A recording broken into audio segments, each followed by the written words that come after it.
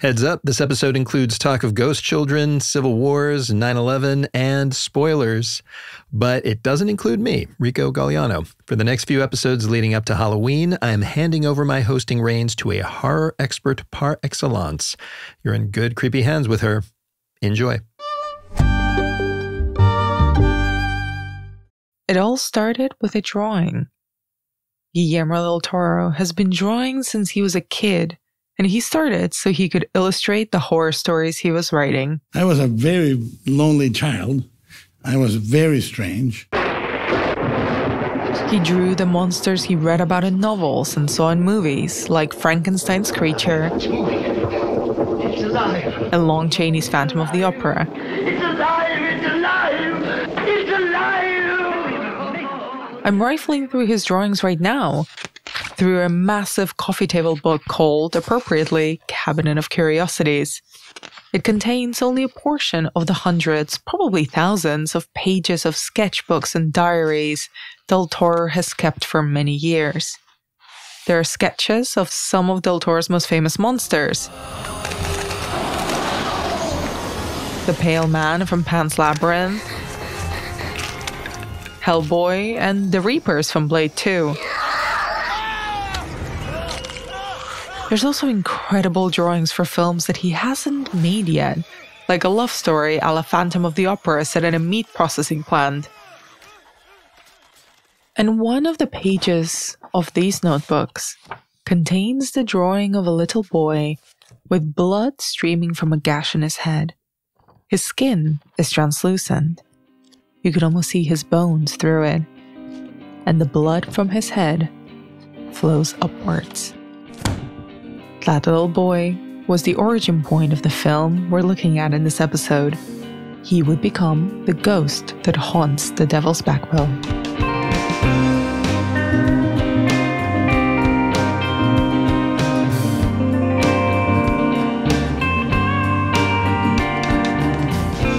Welcome back to the MUBI Podcast.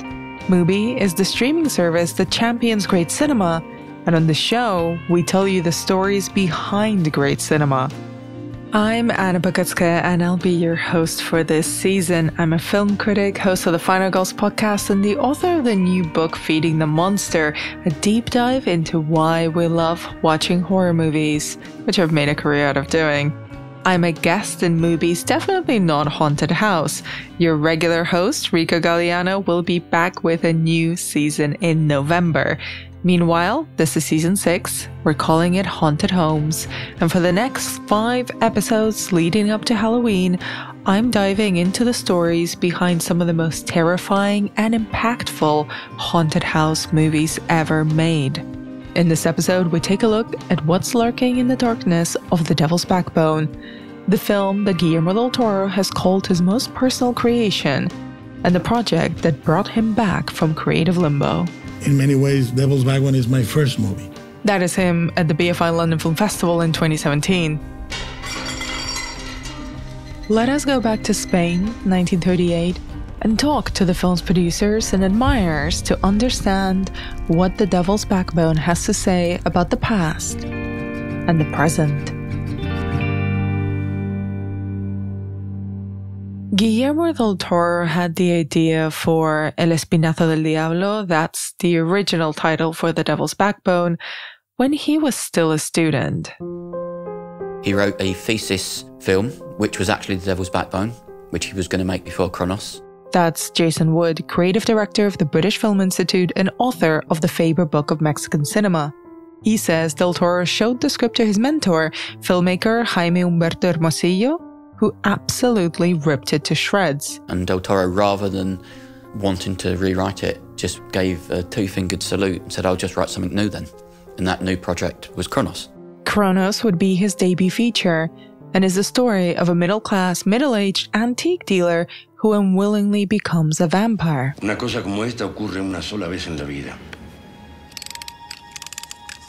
That film got some attention.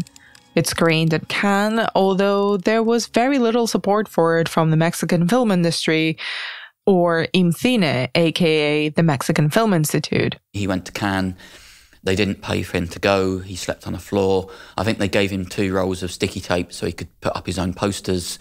Because it was a genre film and it wasn't about social realism, I don't think the Mexican government were very supportive of it. The sticky tape must have worked because Kronos had a life.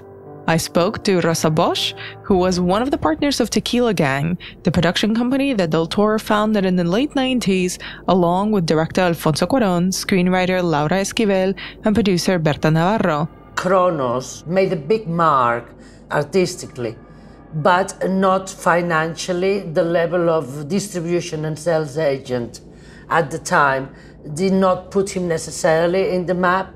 But it took him all the way to Hollywood and to the offices of Miramax, the company run by the Weinstein brothers.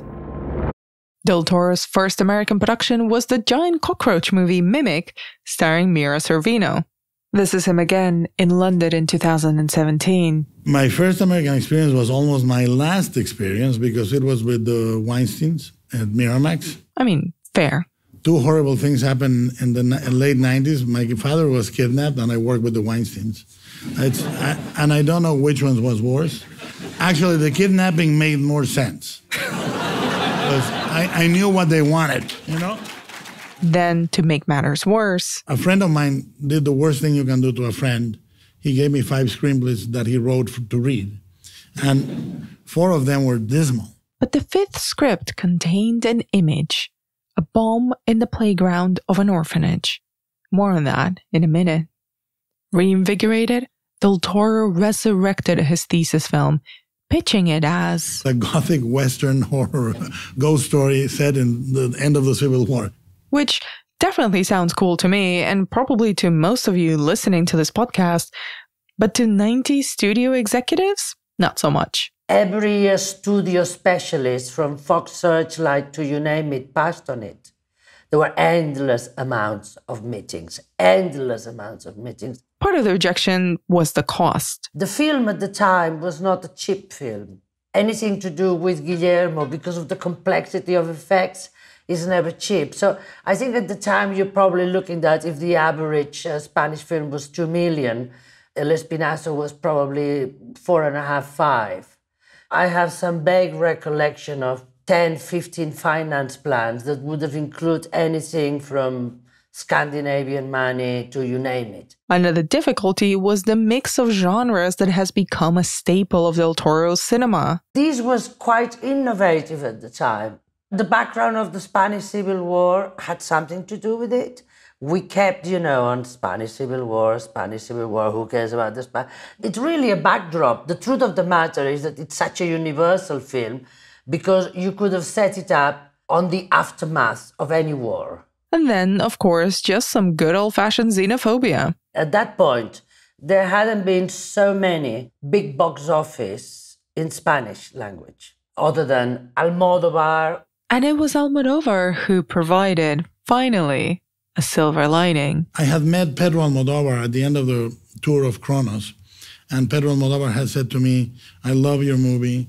If you can come to Spain, we will produce something for you. And listener, they did. It was Pedro's and Agustin's strength as a company that really was the finishing magic.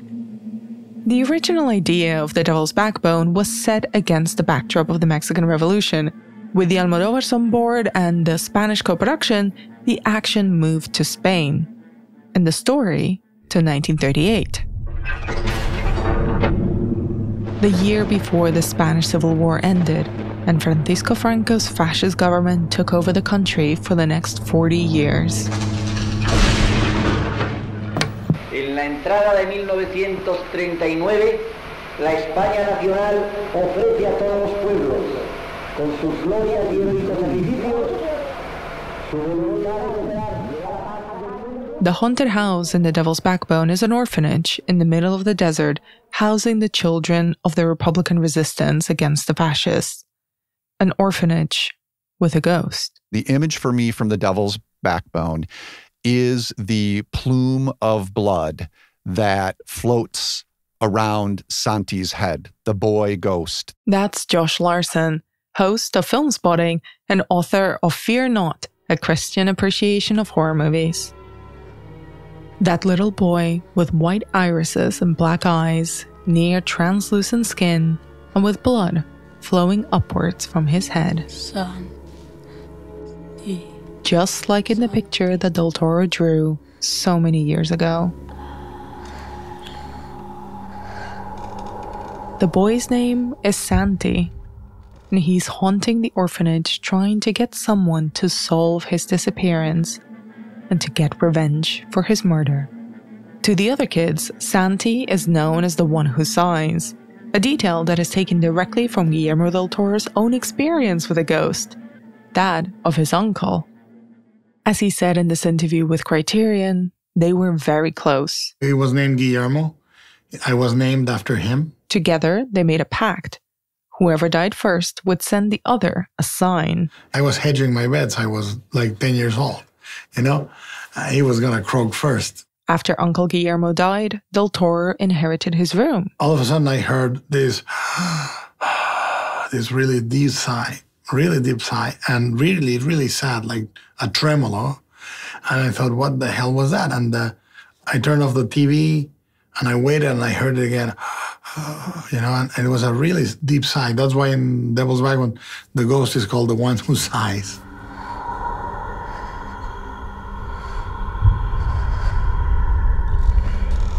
In the film, a new boy, Carlos, arrives at the orphanage, befriends the ghost boy Santi, and sets out to figure out who killed him. Spoiler alert, it was the caretaker, the brutish Jacinto, played by Spanish heartthrob Eduardo Noriega. ¿Qué has visto? Nada. ¿Has visto la caja? No. Jacinto is, in a way, a blueprint for all of Del Toro's villains. An orphan himself, he wants the gold that the orphanage is safeguarding for the Republican resistance. ¿Quién está más? Who's greedy, he's kind of eaten up by jealousy and avarice. Qué soledad, la del príncipe sin reino, la del hombre sin calor. This is a staple of all of Del Toro's films. Jacinto 1925, Málaga. The monsters are never the actual villains. It's not the ghost that's the scariest part of The Devil's Backbone. This is one of the more nuanced explorations of what it's like to bully and be bullied. That's something the movies almost always get wrong. But those lines are often more blurry in real life than the movies depict. And the kids, in turn, bully each other. Another boy initially targets Carlos, but to face Jacinto, they become allies. Carlos and Jaime, the bigger boy who initially comes after him, become partners in a way, but uneasy partners, right? It's not like they're necessarily best friends. They band together to take him down, and in a shocking scene, like something out of The Lord of the Flies, they beat him up and feed him to the ghost boy, who pulls Jacinto and all the gold with him down into the water. Santi.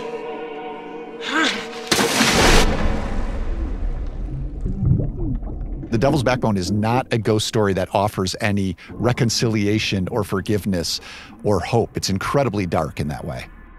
When I wrote about ghost stories, I proposed that the fear most ghost stories, most ghost horror films are exploring is fear of guilt of some kind.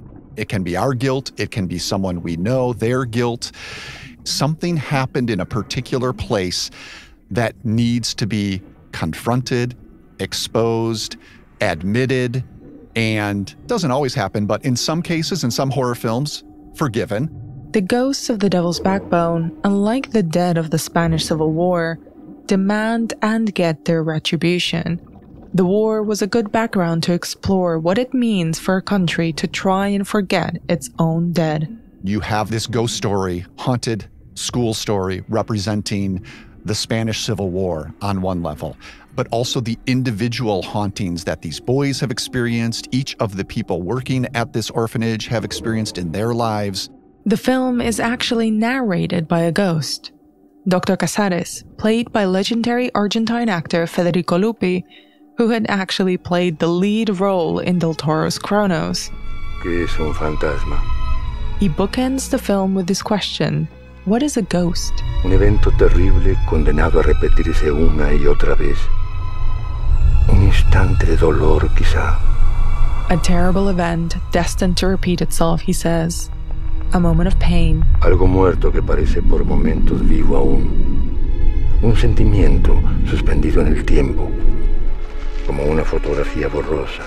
A feeling suspended in time, like a blurry photograph. Como un insecto atrapado en ámbar. Like an insect trapped in amber. What we don't know at first is that the character is a ghost. A ghost who doesn't believe in ghosts. The Devil's Backbone has many ghosts, both seen and unseen. It's the unclaimed dead of the Spanish Civil War, the children forgotten or abandoned by their parents, the guilt of the people who feel like they're not doing enough to fight the forces of fascism. The biggest one of them all is that bomb planted in the middle of the orphanage's courtyard. It's another ghost, and it is working in some ways in concert with Santi. The irony being that it was meant to kill everyone in the school. It was dropped to destroy them, but it's being used for a different purpose now. It's being used as this agent of justice to connect Carlos to Santi.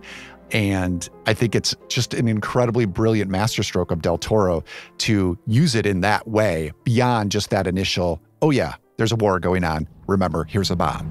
Bomba, si estás viva, dime dónde está Santi. Carlos talks to it like it's alive. It's a huge, ever-present reminder of the war happening outside the walls of the orphanage. The threat. That is what a good haunted house needs. It can't just be a scare room, one giant scare room. It's a classic element of Gothic literature. In this case, you know, this school, the geography of the school, the layout of the buildings, that all feels very novelistic and something that good Gothic novels in particular have, because a sense of place. These are stories where the setting is distinct, evocative of the narrative. In a genre film, you know, if you reveal a gun in the first act, you have to fire it in the third. I think that the bomb kind of serves that purpose. But in the film, the bomb never detonates. It's just there. And somehow, that's scarier. In the climate that we're in now, socially and politically, with the rise of fascism, I think that the bomb is saying that these dangers and these incremental, hateful thoughts and policies and movements are there. It hasn't gone away. It's kind of threatening to take over. And the movie itself would debut in another dangerous political moment. It's bleak, but stay with me. The traumatic first screening and the uplifting afterlife of The Devil's Backbone in a minute. MUBI is the global film company that champions great cinema, bringing it to you wherever you are in as many ways as we possibly can. We stream movies, we produce them, we release them in theaters. Movies from any country, from legendary auteurs or brilliant first-timers. We've always got something new for you to discover. And joining me is regular MUBI Podcast host Rico Galliano. Hi. I am here. I'm so glad that you have been killing it with this series, and thanks for continuing to guest host while I just lounge on the beach in, I don't know, Spain. Yeah, you say that. What I know you're actually doing is lurking in the Zoom recordings that I'm doing for this season. That's basically my life these days. But I want to tell you about what's happening in the MUBIverse this week. Tell me. There's a collection you can find on MUBI.com, a curated collection of films.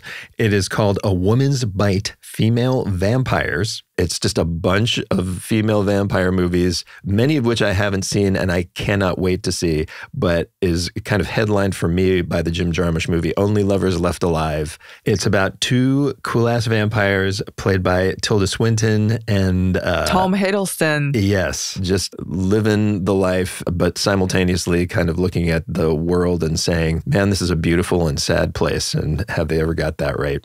So that's on MUBI globally starting October 11th. It's a great collection of vampire flicks, and I want to shout out Claire Denise's 2001 Trouble Every Day, which sits somewhere between a vampire and a cannibal movie. It stars Beatrice Dahl, an actress that has one of the best faces in French cinema. It is one of my favorite horror movies, and it's the only film ever in the history of cinema that gets away with using Comic Sans in its opening credits. I mean, you could have just started with that and it would become instantly at the top of my hit list. Anyone can find out which one of those films are playing in your country in the show notes of this episode. And now, back to Ghosts. Thanks to Pedro Almodóvar's support as a producer, The Devil's Backbone was a creative resurrection for Del Toro. He basically resurrected me. He allowed me to believe that you could make movies again. After the fraught experience of Mimic, he made something that was true to his vision, and importantly, that was in his language. But despite the positive production experience, The Devil's Backbone was not off to a great start. Its first press screening at the Toronto International Film Festival was at 8:30 a.m. on September 11th, 2001. The film was never finished screening. At that moment, 9 o'clock, the Twin Towers were hit. We had to stop the projection. The cinema was full of American distributors, press, you name it. We had to stop it, and then remember, the world went into a complete shutdown. Guillermo del Toro never made it to Toronto. Listen, it was like a Buñuel film. The bar of the main hotels was like Bertolucci sitting there. Every filmmaker was sitting in the lobby bar drinking.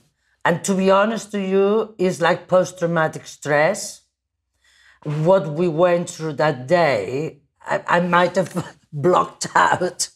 Obviously, not a good day for anyone. You couldn't say the film had this amazing launch. But honestly, talk about premiering September 11. The Devil's Backbone was well received, but it wasn't until Del Toro pulled out his notebooks that it became a hit on the festival circuit. So because Guillermo is so visually sophisticated, Guillermo goes around with these beautiful notebooks where everything is drawn and thought and visualized. They come out at every meal, they're on the table. I mean, they're part of his body, really. They're an extension of his body. Here he is with his notebook on The Charlie Rose Show in 2006. You keep a notebook all the time. All the time. And you write ideas? Yeah, no. And you do great. You do. It says, if you find this notebook, you may receive up to $800. Didn't you give $900 once to get it back? Yeah. So if you notice, I added one number. It's 1,800. It says now 1,800. So Rosa and the then director of the Edinburgh Film Festival concocted a plan. For the film's premiere, Del Toro put his notebooks on an overhead projector and screened them, talking through his ideas and process. It was a sensation. The success of the film helped dispel that allergy to subtitles and what some called foreign language films. Beyond Genre is a significant film in terms of bringing the so-called foreign language into the mainstream. The Devil's Backbone was coming out at a time when Mexican cinema was on the rise. Del Toro's contemporaries were breaking out in huge ways. Alfonso Cuarón returned to Mexico after a stint in Hollywood with Y tu mamá también. Oye, pues podría venir ella aquí, ¿no? Claro, ¿por qué no vienes con nosotros? ¿Yo? Sí. ¿Y me llevaríais? ¿A Wilbur? Por supuesto. ¿Y ahí dónde dormir? And Alejandro González Iñárritu broke out with the dark drama Amores Perros. ¿Ya supiste del desmadre que armó tu perro? Sí, ya me enteré. ¿Y cómo la ves? Bien, ¿no? Chido. ¿Chido? Pues yo la veo bien pinche mal, cabrón. All three of them, Del Toro, Cuarón, and Iñárritu, the three amigos, as they call themselves, would go on to win Oscars. What a group chat they must have. But it wouldn't be until another dark fairy tale set during the Spanish Civil War that Del Toro would become a globally recognized filmmaker, a visionary with a uniquely dark and humanist sensibility. Sois vos, habéis regresado. No os asustéis, os lo ruego. Pan's Labyrinth wouldn't have happened without Devil's Backbone. They are, in many ways, sister films. Both of the films are set against the backdrop of the Spanish Civil War, Both use the language of the Gothic and fairy tales, and crucially, both bridge that gap between the transition from childhood to adulthood. He kind of shows you how difficult a transition that is. But I think he also says that there are things to be frightened of which are fantastical, monsters, ghosts, powers beyond our realm. But there are also things to be frightened of which are perfectly ordinary, and that's quite often adults. Without The Devil's Backbone, we might not have had any other Del Toro films. It was the film that, in his words, made him whole again and inspired him to pay it forward, mentoring filmmakers like J. Bayona by producing The Orphanage, and Andy Muschietti, whose mama... They talk to the walls. And what did they say? He also produced.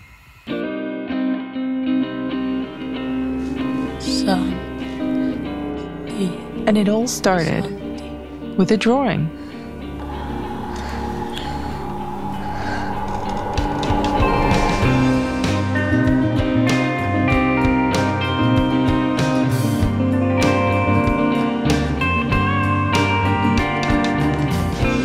And that's the MUBI Podcast for this week. Follow us to hear more stories about houses and how they haunt us at the movies. Next week, we explore the Amityville Horror, America's most notorious haunted house. My magazine, Fangoria, does an annual awards show called the Chainsaw Awards, and in 2023, we installed a new category called Best Amityville, because there were 40-something Amityville movies to choose from just that year alone. Follow us so you don't miss it. Until then, this episode of the MUBI Podcast was hosted and written by me, Anna Bogutskaya. Kiera McAniff is our producer, Christian Coons is our editor, our original music was composed by Martin Austwick. Thanks this week to David Harper and Agustin Gasola. If you love this show, tell the world by leaving a 5-star review wherever you listen. Let them know we're not your standard MUBI podcast. And if you've got questions, comments, or just want to tell me about how your house is haunted, I'd love to hear it. Seriously. Email us at podcast@mubi.com. This show is executive produced by Rico Galliano, John Baranachea, Efe Chacarel, Daniel Kassman, and Michael Taka. And of course, to watch the best in cinema, including some of the films we mentioned on this very podcast, subscribe to MUBI at mubi.com. Thanks for listening and stay haunted.